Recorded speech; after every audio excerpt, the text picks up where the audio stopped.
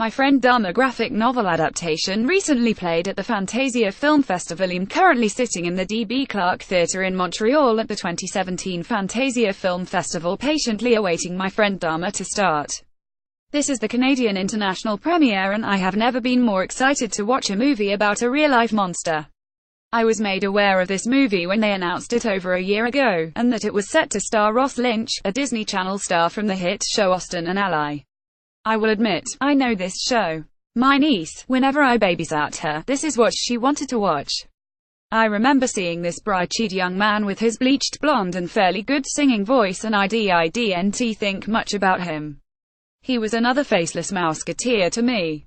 But a Disney Channel star turned misunderstood serial killer, yes please. My Friend Dahmer is based on the graphic novel written by Durf Backderf and tells the tale of his friend Jeff, a shy, loner teen who developed a bad drinking habit in his senior year of high school. We all know what Dahmer became in 1978 with his first murder, but learning about his life leading up to the murders was by far the most fascinating part of any Dahmer story out there. We open with Jeff Dahmer Lynch on the bus to school, staring at a jogger as he ran past someone he would soon become obsessed with. He doesn't have friends and tries to focus his time on schoolwork and his hobby of dissecting roadkill in his lab. When he realizes that impersonating handicapped people got him laughs and a few smiles, he kept it up and eventually made himself some friends, including Durf Alex Wolf. They became their own band of merry pranksters and brought Dahmer out of his shell. This got me. He had friends. He was cute. Sure, he was weird, but he was also way more interesting than half the kids in this school or any school. I think it might have to do with his lack of empathy, but who knows? His home life was centered around his pill-popping mother, Joyce Dahmer Ann Hesh, who was recently released from the mental institution.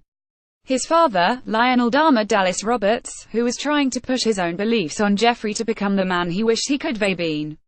He goes as far as to destroy his hut, and honestly, what he was doing in there was weird, but you can just see how it affected Jeff in the long run. He stopped having a place that was his own and no one bothered him. As the movie continues, so does Jeff's fall deeper into himself and losing his sense of what is right and wrong. He becomes an alcoholic and regressed back into his own mind. It slowly grows and transforms into something more horrifying as he begins to kill larger animals and eventually starts hunting the most dangerous game of all. People. For those of you who didn't get my reference. During the Q&A, director Mark Myers explained his choice to not show him actually killing any animals apart from one fish in a very troubling scene by the river by stating the violence is in your mind by me not showing it, which played off beautifully. It's weird to call a film about Jeffrey Dahmer erotic, but this movie was just that. It was erotic and it was dark and it leaves with you an uneasy feeling. His parents never hugged him. He had friends but was never really close with them. The only person who ever touched him in this whole film was the doctor, aka the jogger that he had feelings towards. He lied about being sick just so he could get a physical from him. He wanted to love and be loved, but didn't understand how he could achieve that. Until he found his own way later in life, one that would take the lives of 17 men. It's heartbreaking and gripping. The choice to use Ross Lynch was inspired.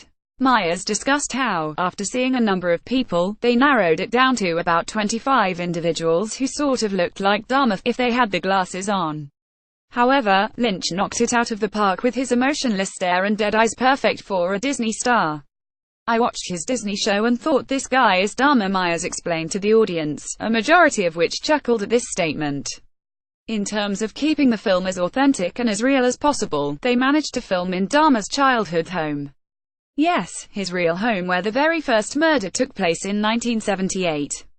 While writing the first draft of the movie with Backderf, they took a trip to visit some of the original locations and found not only his home but also the remains of the Dahmer's hut in the backyard.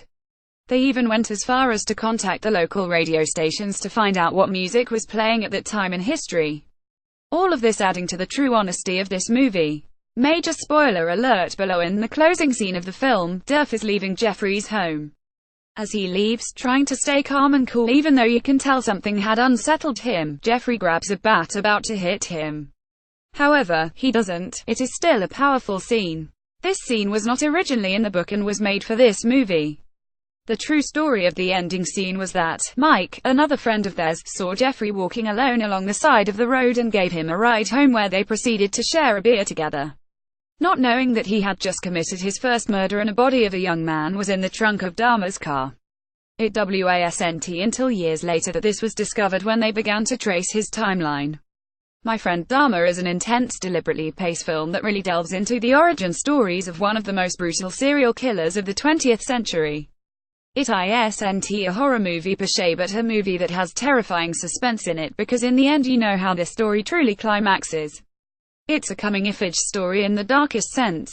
If you get the opportunity to see it, take it.